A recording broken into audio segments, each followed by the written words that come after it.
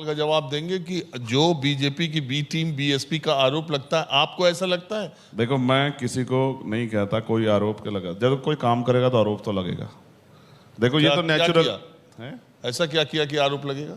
देखो ऐसा है, जिन लोगों को काम पसंद नहीं आता वो आरोप लगाते हैं। सभी दलों को अपनी अपनी छूट है कि वो अपने प्रत्याशी को लड़ाएं, सभी को। और रही बात उनकी, उनको जो करना है, मैं तो उनके लिए दीर्घायु होने की कामना करता हूँ। वो स्वस्थ रहें, उनके लिए बहुत सारी मंगल कामनाएं, वो हमारी बड़ी हैं।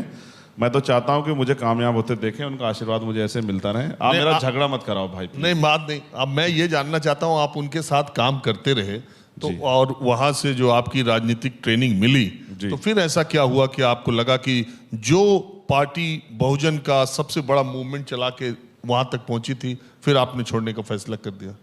नहीं, उन्होंने मुझे निकाला। जब मैं जेल गया 2017 में, उन्होंने मेरे ऊपर आरोप लगा के मुझे निकाला कि इससे हमारा कोई मतलब नहीं है। और देखो, एक नौजवान होने के नाते मेरी ये जिम्मेदारी है। मैंने बहुत प्रयास किया कि हम मिलकर काम कर लें, लेकिन मैं ये भी नहीं दिखाना चाहता कि नौजवानों में हिम्मत नहीं होती। मैं शहीद आजम भगत सिंह को मानने वाला हूँ, शहीद उधम सिंह को मानने वाला व्यक्ति हूँ। मैं ये भी नहीं महसूस कराना चाहता कि नौजवानों में हिम्मत नहीं होती। अगर हमें हिम्मत होगी तो हम करके दिखाएंगे। तो जब आपने गेट बंद कर लिया तो फिर मैं कैसे घुस सकता हूँ? मैंने बहुत प्रयास किया हम जुड़ के काम कर लें, जितना कर सकता। रितेश पांडे की तरह बोल रहे हैं। अम्बेडकर नगर के सांसद इस्तीफा देके बीजेपी में जाना था, कह रहे थे बहन जी हमको बुलाई नहीं रही, कभी संपर्क में ही नहीं है, और दिया इस्तीफा। 2 घंटे बाद बीजेपी में चले गए ऑन कैमरा। उनको अम्बेडकर नगर से टिकट दे दिया बीजेपी ने तुरंत। देखो, एक बात तो आप मानोगे कि बीएसपी ने तमाम लोगों को मौके दिए नेता बनने का, एमपी बनने का, एमएलए बनने का, लेकिन जब वो नेता बन गए तो उन्होंने बीएसपी को छोड़ दिया। एमपी एमएलए नेता नहीं होते राजीव भाई। मैं कहाँ एमपी एमएलए हूँ? मैं तो आपके यहाँ बैठा हूँ। ये मेन स्ट्रीम मीडिया है, पूरे भारत के लोग इसको देख रहे हैं। एमपी एमएलए नेता नहीं होते। नेता बहुत नेता होता है जो समाज जिसके साथ इसकी स्वीकारता होती है, जिसके साथ समाज खड़ा होता है। मैं तो एमपी एमएलए होने के ना होने के बावजूद भी हर लड़ाई को लड़ता हूँ। मैं आपसे ये कह रहा हूँ, मुझे उनसे कोई शिकायत नहीं। अच्छा, वही कब तक सेवा करती रहेंगी? अब कुछ सेवा बेटे को भी कर लेने दो ना। तो जितनी सेवा उन्होंने करनी थी कर ली। देखो, हमारे समाज ने, जो बहुजन समाज, एक पेड़ लगाया। छोटा पेड़ था, काशीराम जी के नेतृत्व में बड़ा किया। बड़ा हो गया तो उसने छांव दी, फल दिया, सुरक्षा की समाज की। अब वो पेड़, हर चीज की एक उम्र होती है। अब वो पेड़ सूख गया है। अब ना वो समाज को फल दे रहा, ना छांव दे रहा, ना सुरक्षा कर रहा, तो समाज क्या करेगा बताओ? मैं कह रहा हूं कि आपको आजाद समाज पार्टी का लोकसभा का टिकट नगीना से ज्यादा सेफ लगता है या बीएसपी का? जनता तय करेगी।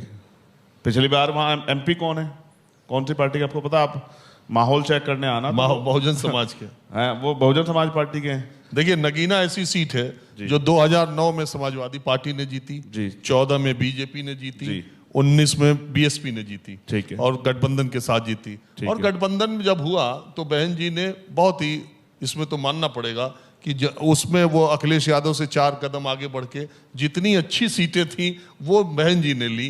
गाजीपुर ली, अम्बेडकर। अच्छी राजनीति, अच्छी राजनीति, कुशल राजनीति के हैं वो, ये उन्होंने दर्शाया। 0 से वो 10 पे गई, अखिलेश जहाँ थे वहीं रह गए। मैंने बहुत कुछ सीखा उनसे। देखिए, आप इसका मतलब आपकी इस बात से स्पष्ट हुआ किसी पार्टी की वो पेटेंट सीट तो नहीं है कि 9 में वो समाजवादी पे थी, 14 में वो भाजपा पे थी, 19 में अलायंस पे इनके पास आई। तो जनता, वहां की जनता जो है ना, भरोसा करती है, विश्वास करती है कि भैया आदमी हमारे बात करेगा। तो मैं कह रहा हूं कि उस बेल्ट में बीएसपी का बहुत अच्छा बेस है, आप ये मानते हैं? तो बीएसपी कैंडिडेट आपके खिलाफ देगी? कितनी विधानसभा सीटें बीएसपी की वहां भी? नहीं, विधानसभा में तो एक ही सीट है, तो उसमें क्या बात है? तो फिर आप फिर समझो, था अब नहीं। अब जनता वहां नया विकल्प चाहती है, चंद्रशेखर आजाद के रूप में। हमने मेहनत की है और बहुत मेहनत की है। आप मेरी बात को याद रखना। आप देखना जाके माहौल क्या में, आपका दिल खुश हो जाएगा। आपको एहसास होगा कि गरीब भी आगे बढ़ सकता है। बाबा साहब ने जो संविधान में चंद्रशेखर जी, अभी मुझे पता चला है कि भारतीय जनता पार्टी की लोकसभा टिकटों के बंटवारे की जो बैठक हुई थी सीईसी जी, उसमें उत्तर प्रदेश के मुख्यमंत्री योगी आदित्यनाथ ने कहा कि श्री राम लल्ला का आशीर्वाद रहेगा तो 80 में 80 जीतेंगे। आप ये बताइए कि जो उत्तर प्रदेश की हवा अभी चल रही है उसमें आप समेत इंडिया गठबंधन कहाँ खड़ा है? और श्री राम लल्ला की प्राण प्रतिष्ठा और उससे के बाद से उपजी भावनाओं का काट क्या है आपके? भाजपा ने खरीद लिया श्री राम जी को, खरीद लिया या डरा दिया सीबीआई इनकम टैक्स द्वारा। फिर मैं कह रहा हूं ये आस्था का विषय है और हर व्यक्ति की अपनी अपनी आस्था है। वो नास्तिक लोग भी हैं, ये भारत का संविधान इजाज़त देता है सबको। मैं आपसे फिर कह रहा हूँ, लोगों हर गांव में मंदिर है, लोग जाते हैं मंदिर में, पूजा अर्चना करते हैं, सारे काम करते हैं, लेकिन वो उनको रोटी भी तो चाहिए, रोजगार भी तो चाहिए। महंगाई में जो कमर तोड़ रहे हो, 350 का सिलेंडर, 1150 का, इसका जवाब भी तो देना पड़ेगा। 120-30 रुपए का आने वाला बिजली का बिल 600 रुपए का, इसका जवाब भी तो देना पड़ेगा। और 20 रुपए की दवाई 100 रुपए की, इसका जवाब भी तो देना पड़ेगा। पेंशन दिखाते हो 500 रुपए महिलाओं को, वृद्धा, विकलांग और विधवा पेंशन। 500 रुपए में क्या आता है? जूता नहीं आता एक सही तरह का। कैसे मजाक करते हो गरीबों से, टैक्स लेते हो पूरा और 200 रुपए का राशन देकर उनकी वोट को खरीदने के बारे में सोचते हो। अब आप ये बताओ, श्री राम लल्ला की प्राण प्रतिष्ठा के बाद जी तुलसीदास के नाम पर एयरपोर्ट नहीं बनाया बीजेपी ने, वाल्मीकि एयरपोर्ट बनाया। कहाँ? और अयोध्या में। किस नाम से? महर्षि वाल्मीकि। हाँ, अब वाल्मीकि समाज की जिंदगी में कोई सुनिए, जब इस बार जो मेरे पास वो आदेश की कॉपी भी आप कहेंगे तो दिखा दूंगा, इस बार योगी सरकार ने जो 14 दिन का कार्यक्रम रखा था पूजा पाठ का, उसमें वाल्मीकि मंदिरों में भी ढोल कीर्तन इस तरह की बात की थी। और ये शौचालय देके, ये अनाज देके, ये घर देके, जमीन पर योजनाओं को क्रियान्वित करके लाभार्थियों का एक बड़ा बेस जिस समाज की आप राजनीति करते हैं उसमें बीजेपी ने बना लिया। इससे इनकार करते हैं आप जानना चाहते हैं? पहले वाल्मीकि समाज पे सुन लीजिए। सफाई का काम करने गटर में उतरते हैं, आज भी मैला हाथ से उठाते हैं। तो क्या ये एयरपोर्ट का नाम बनने से क्या उनकी जिंदगी बदल गई? आज भी उनके बच्चे सीवर में उतरते हैं, आज भी उनको 7,000, 9,000, 11,000 रुपए काम करना पड़ता है। कभी उनकी जिंदगी के बारे में सोचा प्राइम मिनिस्टर ने? कभी ये सोचा कि उनकी सरकारी नौकरियां जो संविधान ने दी थी कि समान काम समान वेतन और कोई भी काम जो दैनिक होगा वो ठेकेदारी पे नहीं होगा, उसको बदल दिया? कभी उनके बारे में सोचा?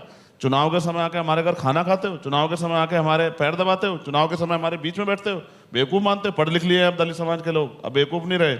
ऐसा इलाज किया। अच्छा, वो हाथरस की बेटी भी तो उनसे थी, जिस अपराधियों को बचाने के लिए भाजपा ने पूरे जोड़ लगा दिए।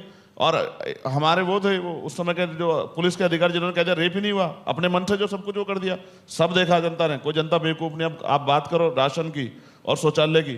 75 साल में इस देश में अभी भी गांव में जाके देखो कच्चे मकान है लोगों के, आज भी मकानों पे प्लस्तर नहीं हुआ। ये और किसके पैसे से दे रहे हैं? मोदी जी घर से ला रहे हैं क्या, या अडानी साहब की जेब से आ रहा? किसकी जेब से आ रहा है? सारा पैसा जनता के टैक्स का है। हमारे टैक्स का पैसा हमारे ऊपर लगाना कौन सा एहसान करना है? हम जितना टैक्स देते हैं, अगर वो इतना उस टैक्स का पैसा हमारे ऊपर लगा दे तो शायद जिंदगी बदल जाए। आप बताओ, प्रमोशन इन रिजर्वेशन क्यों नहीं दे रही बीजेपी सरकार, जब सुप्रीम कोर्ट ने कहा देना है? क्यों नहीं देना चाहती? क्यों सर आरक्षण, आप आरक्षण नहीं खत्म कर रखती भाजपा में? आपको बता रहा हूं, 2 अप्रैल 2018 देखा है भाजपा ने कि दलित समाज सड़कों पे आके, आदिवासी समाज अपने हकों के लिए लड़ेगा। इसलिए लेटरल एंट्री की, इसलिए संविदा पे भर्ती की, और इसलिए राजीव भाई, इसलिए एक सेकंड ये कंप्लीट करना है। इसलिए सारा सरकार सिस्टम बेच के कोड़ियों के भाव अपने मित्रों को दे दिया कि कोई गरीब का बेटा आरक्षण की वजह से नौकरी नहीं लग पाए। दलित पिछड़े वर्ग के लोग सब देख रहे हैं, आदिवासी सब देख रहे हैं, हर चीज का हिसाब होगा। चलिए ठीक है, जनता जो फैसला करेगी। 2024 का इलेक्शन अनाउंस होने वाला है, आप भी जा रहे हैं चुनाव में, हमारी तरफ से शुभकामनाएं आपको। और अब इलेक्शन के बाद ही पता चलेगा कि जनता ने किसका साथ दिया। मुझे एक चीज आपके यहाँ जरूर रखनी है। मैं जो सड़क पे देखता हूँ, मैं नौजवान साथियों से और हर व्यक्ति से अपील करता हूँ, जब वो सड़क पे निकले तो हेलमेट जरूर लगाएं। बहुत लोगों की जान एक्सीडेंट में जा रही है, सीट बेल्ट जरूर लगाएं। ये बहुत ही जरूरी बात, सच कह रहा हूँ, बहुत लोगों की जान जा रही है। हम डर की वजह से लगाते हैं, पुलिस चालान ना काटती है, हमारी सुरक्षा है।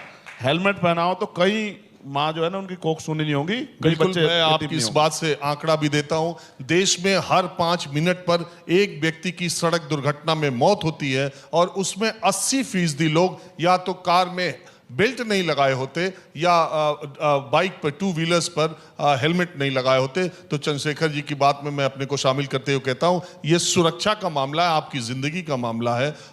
इसको असुविधा के तौर पर न देखें। बहरहाल इस कार्यक्रम में, इस सेशन में इतना ही। नमस्कार।